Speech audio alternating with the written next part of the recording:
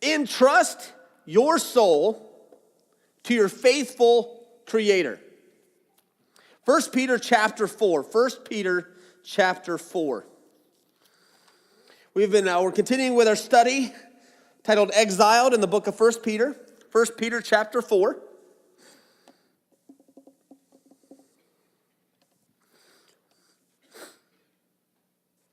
Entrust your soul to your faithful Creator. Peter, as he's sort of shifting gears in his book, he does this sort of excerpt, this challenge that it sort of caught me off guard as I was reading through 1 Peter. You're just reading and you're reading and reading, and he sort of changes gears and he ends, with the doxology last week, and he's like, beloved, do not be surprised at the fiery trial when it comes upon you to test you. Verse 12, as though something strange were happening to you, but rejoice insofar as you share Christ's sufferings, that you may also rejoice and be glad when his glory is revealed.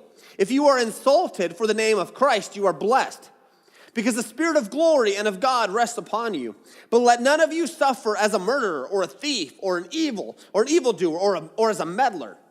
Yet if anyone suffers as a Christian, let him not be ashamed, but let him glorify God in that name. For it is time for judgment to begin at the household of God. And if it begins with us, what will be the outcome for those who do not obey the gospel of God?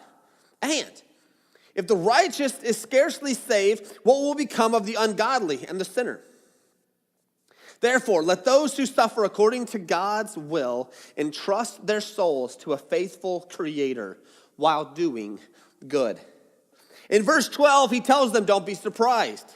In verse 13, Peter wants them to rejoice. In verse 15, Peter implies that he wants them to be suffering while doing good, not because of their evil deeds. Verse 16, he tells them, don't be ashamed. And lastly, we see in verse 19, based on everything that he has said, he wants them to entrust their soul to a faithful Creator. And this last verse is what we are going to build on today. Trust your soul to your faithful Creator. Look at verses 12 through 14. This is really broken down into two parts. This first part will be a little easier to understand, and then after verse 14, verses 15 through 19, it's actually a little more difficult to understand exactly what Peter's trying to say. Verses 12 through 14, it's pretty much the blessings of suffering.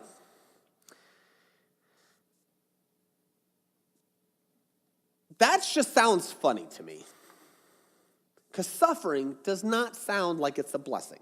Am I right? To suffer is the opposite of to be blessed. But when Peter's saying it here, you are blessed if you are suffering, if you're suffering for the right reasons. So he says, beloved, do not be surprised at the fiery trial when it comes upon you to test you, as though something strange were happening to you. But rejoice insofar as you share Christ's sufferings, that you may also rejoice and be glad when his glory is revealed. If you are insulted for the name of Christ, you are blessed, because the Spirit of glory and of God rests upon you. Peter tells them, guys, do not be surprised when you suffer hardship. How many of you guys are usually surprised when something bad happens to you? Come on. Like, oh man, my car broke down. Dude, your car's like 30 years old. When was the last time you changed the oil? Everything always bad happens to me. You're driving a 30-year-old car. What do you expect was going to happen? Last a 50? Come on. Oh, man, I have rats under my house. What do you expect? You bought a house right next to a field. Oh, yeah. Oh, okay. Oh, man, my floor is rotting. Well, what you expect? You bought your house from a group of people who couldn't take care of a toilet. So pretty much leaked in and ate apart your floor for over a year. Oh. How many times of us, we act surprised when something bad happens? And he tells the flood, hey guys, we need to have a mentality to not be surprised when hardship happens. Suffering is going to happen to you. Don't be surprised at the fiery trials that happen. I just talked about life right there. I didn't even talk about, seriously, when my car breaks down, it's not because I'm being persecuted for my faith. It's probably because I own a 30-year-old car that should have died 20 years ago. Okay? But he says, so don't be surprised when fiery trials come upon you. This group of Christians, as we've talked about, was going through suffering. Not just because, but because of their faith. And he tells them, guys, stop acting surprised. It is going to happen. We are living in a time that hardship happens because of your faith in Christ. In America, this is honestly few and far between.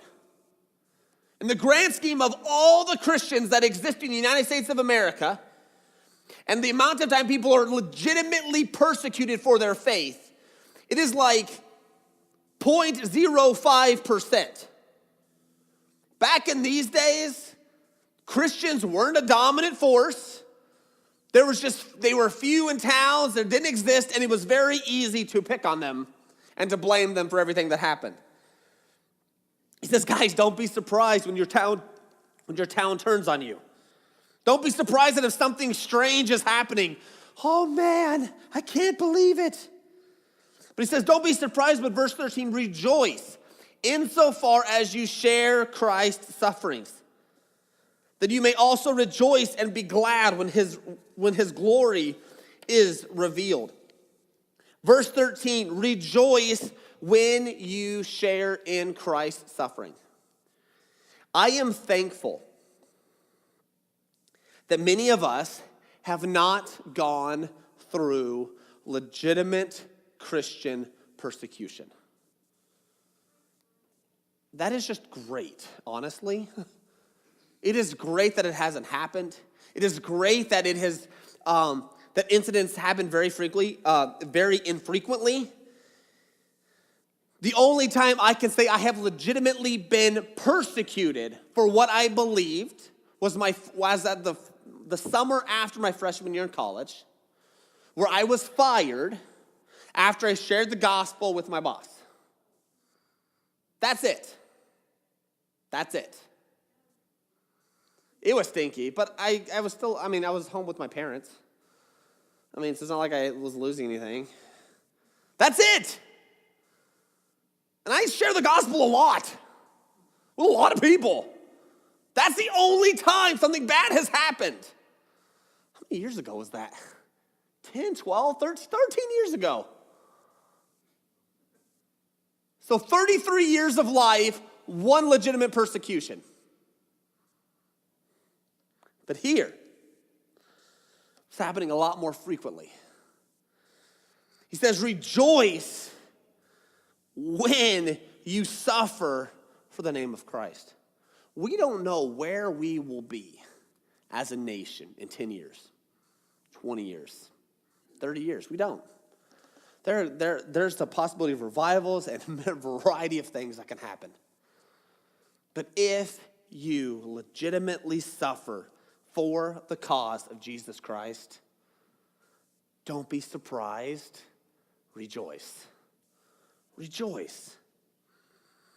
And this is a little harder for us to get because, man, I haven't suffered for Christ. I haven't suffered for it. So he said here, we're like, yeah, okay. If this ever happens to me, I will rejoice. But it keeps going here. We're going to come back to verse 13, okay? We're going to bring everything together. So don't worry, we're not going to skip any verses here. But look at verse 15, okay? All right, it says, let none of you suffer as a murderer, or a thief, or an evildoer, or as a meddler.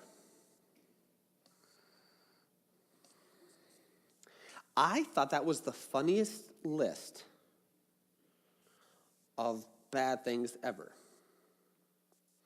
How often do you guys compare a murdering rapist terrorist to your Aunt Sally who meddles? Doesn't really happen, does it? And here is Peter. He's like, but let none of you suffer as a murderer. Murderers suffer in the United States of America most of the time.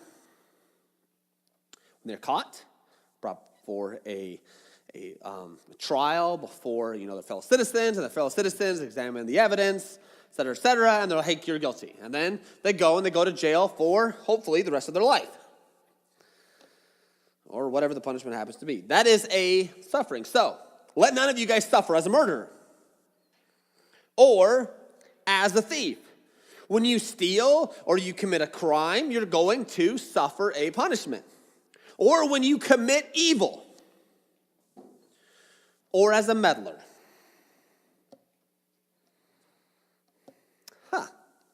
To meddle means to involve oneself in a matter without right or invitation. To interfere unwantedly. Peter is talking to Christians.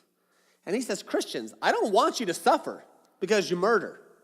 So Peter actually thinks Christians can murder. It's completely possible.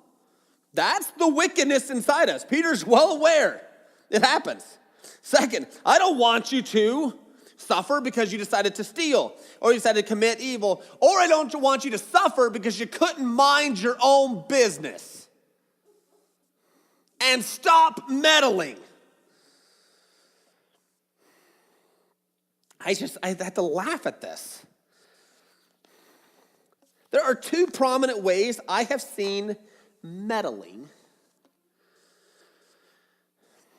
as a 33-year-old dude, okay? One is when people become unofficial spokesmen for others. You guys ever that happen? Like, you decided, I'm going to rally and take up this cause when it wasn't your cause in the first place?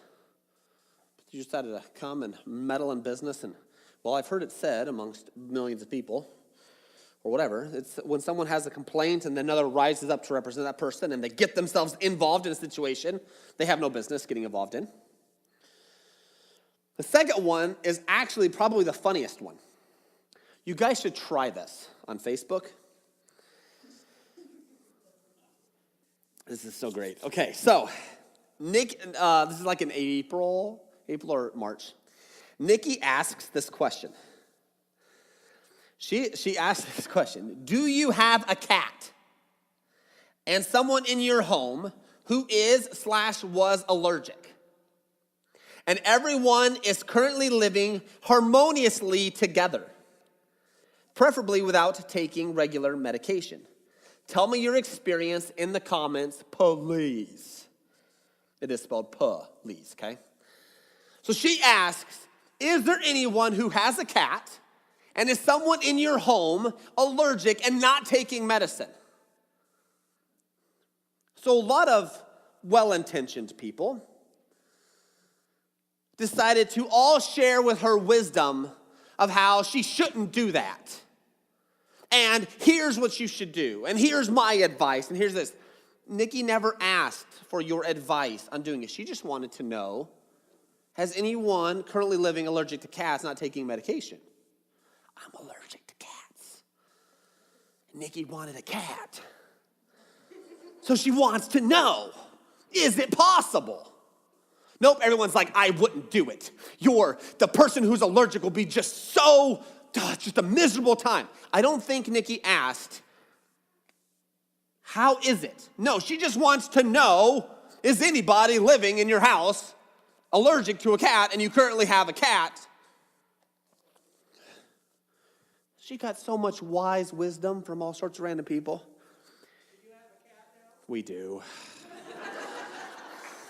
you take allergy I do every day. Okay. So I decided to do it. Okay, fine, whatever.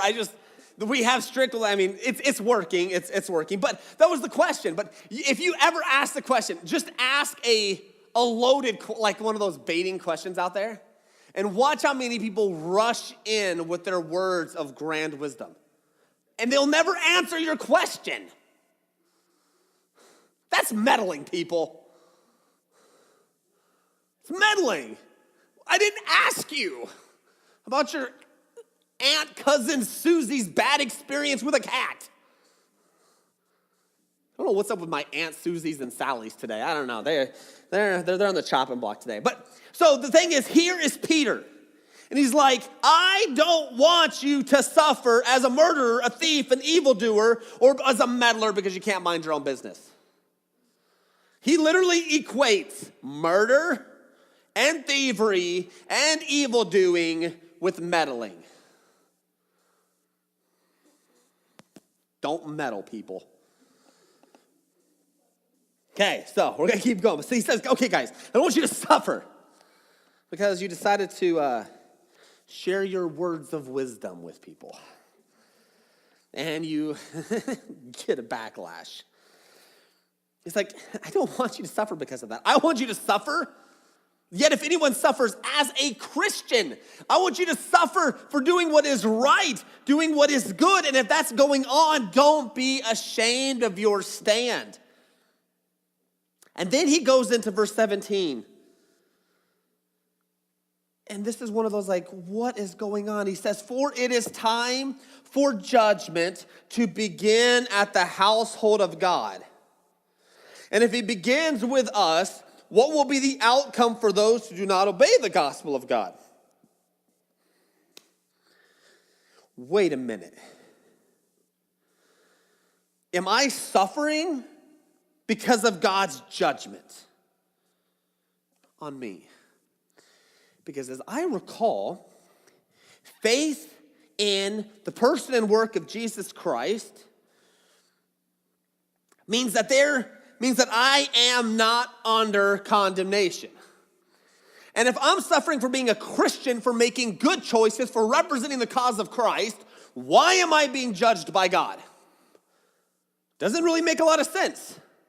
Serving God, I'm serving him faithfully, yet God is judging me with suffering from other people. How does that work? How does verse 17 work? What is he really trying to communicate? For it is time for judgment to begin at the household of God.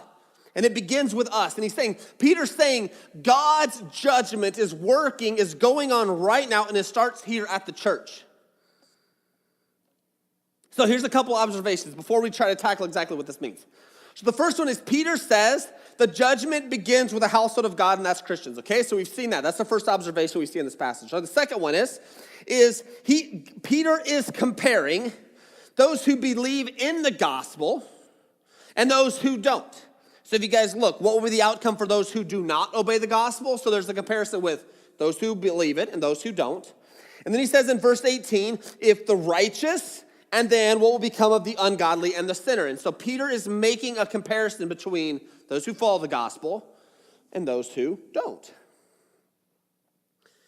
Judgment, in my opinion, from here, judgment to begin at the household of God. Judgment in what Peter's talking about seems to be a prolonged period of time, not a one-time event. When we think of biblical judgment, oftentimes we refer to the judgment seat of God, one huge event, blah, judgment. That's what we think of. But Peter seems to take another idea. Judgment begins at the household of God. That means judgment has been going on. If this was written about 2,000 years ago, that means God has been judging the household of God for over 2,000 years. Wow. It's a long time. And then we also have the promise that those who believe in the finished work of Jesus Christ are not under eternal condemnation. We are adopted and brought into the family of God. So what does Peter mean here in verse 17? What does he mean? Oftentimes when we think of judgment, a judge, we think, declares if something is right or wrong. I mean, right? Guilty, not guilty. That's what we think. But you guys know the Supreme Court, they meet pretty, how many times do they meet a year? A few times a year? Twice a year? They have sessions. They're currently going through sessions right now. And by the time cases reach the Supreme Court has to sort of wade slowly into some very complicated cases and problems that have never been brought up. For example, when the founding fathers talked about privacy and, rights and stuff like that, the founding fathers had no idea that cell phones and the internet were coming out. None. So here the Supreme Court are like, okay, how do we handle privacy with phones that are constantly tracking what you're doing and sending it to other people, yet now the police want it? How do we do this? And the government's like, terrorist. And the people are like, no. And the Supreme Court's like, what do we do? And they're trying to wade through this. It's a mess. This is how I take, when Peter is mentioning judgment here, Peter is not saying, wah, God's judgment, hellfire. I think he's saying judgment is beginning where God is working his way, separating what is good from the bad. He's working. And Peter's like, our suffering that we're going through is God weeding things out.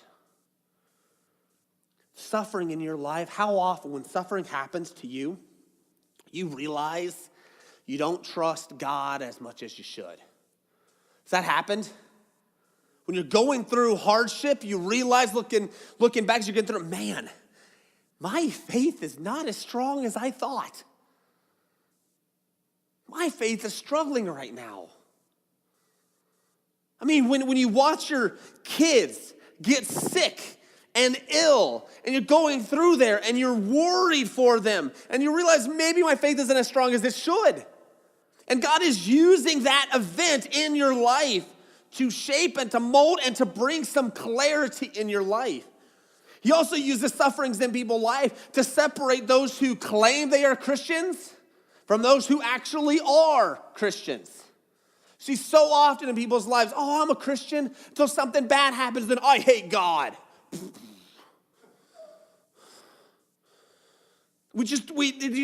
So God right now is using suffering in their life to work through and to separate. And he says, what will be the outcome of those who do not obey the gospel of God? And we think about that, those who do not follow the gospel and believe in Jesus and rest and walk according to him, what is the fate of them? And he says in verse 18, if the righteous is scarcely saved, so if the righteous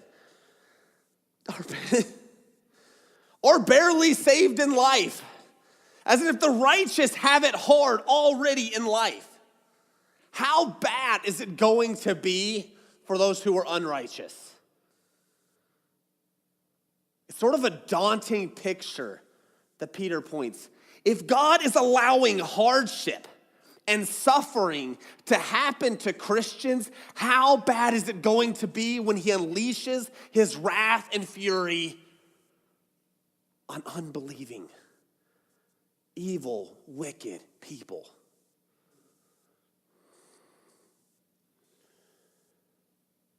So the time of judgment is now. And so now let's start to bring this all together, because that's a tricky one to tack there. So this last verse is what Paul's been driving towards. In verse 19, he says, therefore, let those who suffer, let those who are currently going through God's judgment, according to God's will, entrust their souls to a faithful Creator while doing good. Christians today, give your souls and entrust your souls to your faithful Creator. No matter what is going on in your life, trust Him. Let's go back here. Look at verse 13. He says, rejoice insofar as you share Christ's suffering, that you may rejoice and be glad when His glory is revealed. And look at verse 16. Yet if anyone suffers as a Christian, let him not be ashamed, but let him glorify God in that name. And so there's two images to what Peter's going through. Yes, he said, you guys are currently going through judgment, a weeding, a time of suffering where God is working in your life, shaping and molding and purifying and separating you from unbelievers. There should be something different in how you respond from how everybody else responds. There should be a difference in what is going on in your life. But so he says, share that you may rejoice and be glad when His glory is revealed. And then in verse 16, where he says, glorify God in that name of Jesus. And so Peter's emphasis, as we trust God and give our souls over to God, is that our life would give God glory. And so there is a really, a few months ago, I got to do glassblowing. Have you guys ever done that? It is so cool. But then I thought to myself, okay, so this is me. See, he says in the very first, beloved, do not be surprised at the fiery trial. So God decides to stick us and to pull us from fire, molten glass. Really cool, but really hot, okay? And then he decides to sometimes put these little colored things on there. I don't know the technical terms for all this stuff, but like colored glass, okay? So we put this on here. And oftentimes in our Christian life, we are completely satisfied with this right here. Like, thanks, God. You can just do nothing for me. I don't want to go through any suffering. I want nothing. But God's like, nah, this looks pretty ugly. We got to work on it a little bit. And so God's like, back into the fire. Wait, what? Yeah, I got to stick you back in the fire. You're sort of ugly. I got to work on you a little bit. But God, it's hot in there. God's like, no. Got to stick you back in there. We got to, around those edges, we got to add in some color. We got to add in some designs. We got to get you stronger. He does this over and over and over and over again. And I think every time we're not like, yay, God, I love the fire. No, it's not the point. So we loved it. He probably just heated up a little bit more for us. It's not supposed to feel good because he's working, he's shaping, he's molding us. And then he gives us more fire. We have more suffering to go through and more hardship to go through. And this right here actually is sort of like, you see like when they're all done, they have to cut it. And then that's like what melts it and sort of blends it together. But you guys see the color starts to form in here? Like, hey, that's pretty cool, God. God's like, yeah, but not really. These are only balls. I mean, just up in Tacoma, there's like a glass museum. There's another one there. It's awesome. It is gorgeous what they can do. This is us. God uses the suffering to file down our rough edges to make us beautiful. And when the light hits it, It looks incredible. We look beautiful. See, and this is what God is trying to do to our lives. He's literally creating each one of us as a different glass ball. Each one, as he shapes and molds, and as he works on us, we begin to shine and we begin to share God's glory more and more and more and more. And then, then we're happy for a little bit. We're like, yeah, I am the optimum, perfect Christian. I am sharing God's glory to my fullest. And God's like, I got to work on you a little bit more. Wait, what? And he sticks us back in the fire. And he adds something else to us. And it works. And it's a process. But what's really nice, and this is a comparison, so this is why we entrust our souls to our faithful Creator. We're just glass balls, and God's working on us. We just got to entrust our lives to him. We've got to trust God is making some pretty cool stuff out of all of us. And what's really neat, I think, is if you ever get a chance to visit one of these glass museums, I want you to look at it. I want you to look. It's actually something really powerful. But when we look out across the congregation and we look out at each other, all we see is God's handiwork. I mean, one of these is pretty cool, right? I mean, one of these is pretty neat, but look at it. There's orange and yellow one. There's this blue and white one. There's this clear and blue. I mean, there's all these different kinds. Each and every single one of us is a different glass blowing ornament. We all have a look, and God is working on us each uniquely. And so as we suffer and as we go through hardship, whether it be in the name of Christ or just because it seems like we have some bad luck in life, trust your soul to your faithful Creator. It's hard. Let him work in your life. Hand your life over to him and let him work.